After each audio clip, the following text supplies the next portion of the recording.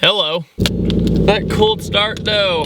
What is up guys? David here for another quick little video. And in the past kind of month or so, I have been doing a ridiculous amount of traveling. Now, you guys might have seen I recently went to Malvern, Pennsylvania, which I drove to. It's kind of outside of Philadelphia in Pennsylvania, which was around 5.5, 6 hours. Then the next day, flew up to New York City to do a live stream with Mr. Rob Dom and Dr. M3 to be able to see the reveal of his lovely Lamborghini Huracan and BMW i8, which I got to ride in all throughout New York City. And then after that, flew right back home. Then the next day, flew on a plane to Vegas, which I went to go do my SEMA coverage series. Now, how I describe it sounds very glamorous, and it's like, oh, you get to go travel and see everything. Well, yeah, but at the same time, it's very exhausting. And I don't really go for vacation, you know, I'm there to work. I'm working the whole time, pretty much. But it really brought something up to me. I hadn't been on a plane in quite some time, and I've recently driven everywhere. I've driven across the country once this year. I've done a ton of driving to events. So I thought about what are the kind of pros and cons of each kind of transportation. What is so great about flying and what is so great about driving? So we're gonna do a nice little pros and cons video about both of these things. So let's start with the good of driving. The good of driving, I talk about all the time. It's therapeutic, it's lovely, it's an awesome experience, and wherever you're going, it feels much more like a journey. Say I drive to a faraway place like 500 miles away. You're gonna feel those 500 miles. You're gonna say, wow, I made it here. Like, I made it here. Wow, I feel really far from home. Or if you're alone, you have alone time to listen to whatever favorite music you have, to be yourself, to just figure things out all up in this noggin. The only bad part is on these very, very long road trips, if you don't have somebody with you, it is harder usually. You usually get much more exhausted faster. But with the drive, it's all about the journey, and the destination is almost the bonus, if that makes sense. One of the biggest cons of driving though is wherever you're going, if it's very, very far away, it might be even more expensive than if you were just to fly there. Driving, like we just said, is also much more exhausting for yourself and your focus.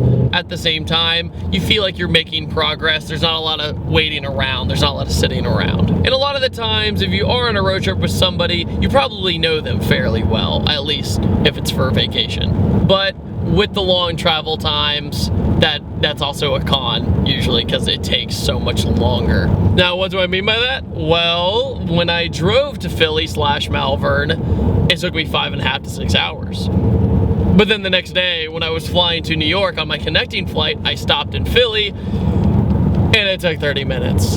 30 minutes. I wasn't even halfway through my iTunes playlist, not even close. I took out my earbud and I was like, wait, we're there already? Oh, all right. At the same time, with the travel times being faster on a plane, you're waiting around is the longer time. If your flight gets delayed, you can't do anything about it. You could get stuck in a city, where with driving, you're like, I'm about it, I'll just leave myself. So the element of control is gone. You are so reliant on the pilot and or the system to work. It's not your own ball game. But at the same time, you don't have to do any of the work. That's what's the beauty of flying, is everything else is on the crew and the entire airport system and blah, blah, blah, blah, blah. So there's that luxury. But with flying, you're never alone usually. You're surrounded by strangers you've never met. So if you're an introvert, it's kind of awkward. And what's great about that though is you can plug in your headphones.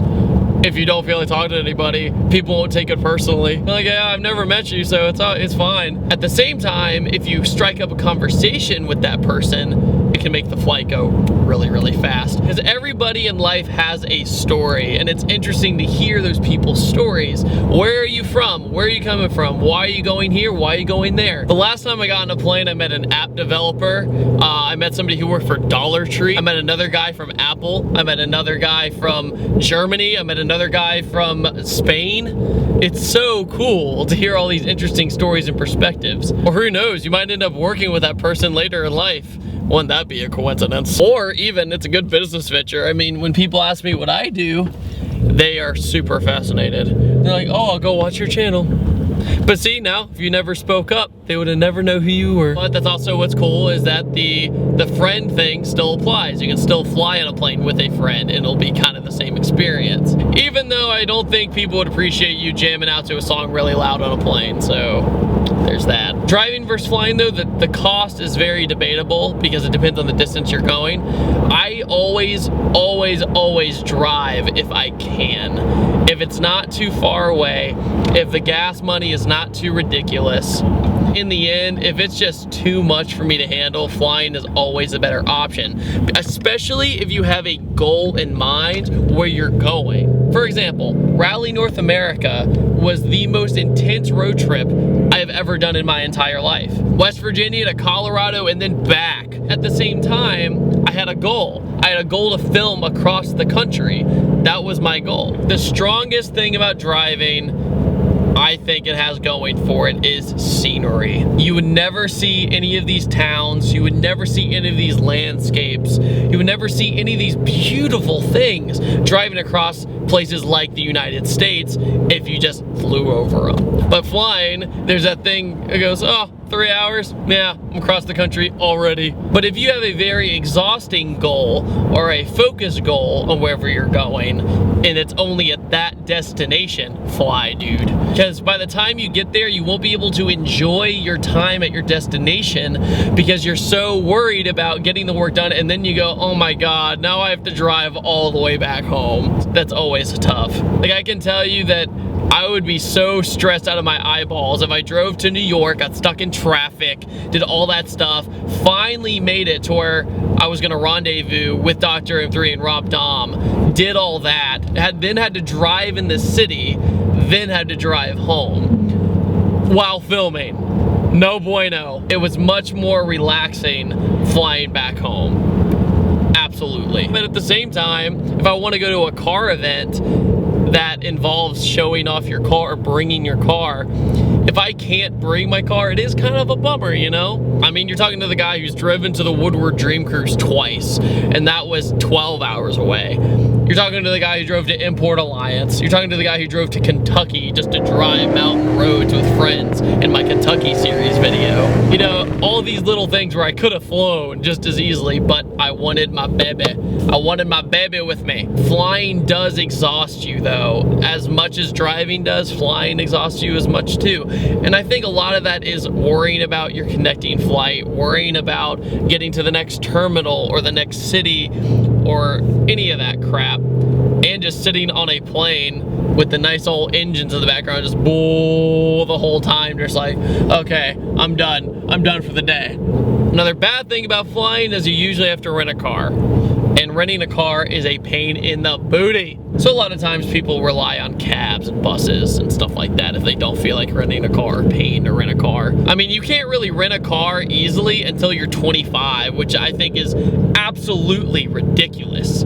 It's ridiculous to have you pay extra just because you're not 25. I understand because the insurance rule and all that crap, but at least make it like 21. So younger people don't feel as pressured to find means of transportation. And that's just my quick little thoughts on flying versus driving. There are pros and cons to everything, but in the end, as long as your journey goes well and you get to your destination, pick whatever you want to do.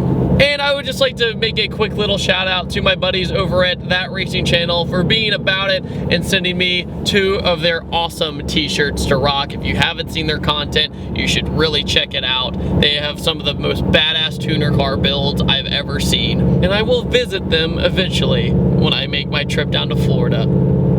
Eventually. So I will see you guys next time, and take it easy. Thank you so much for watching.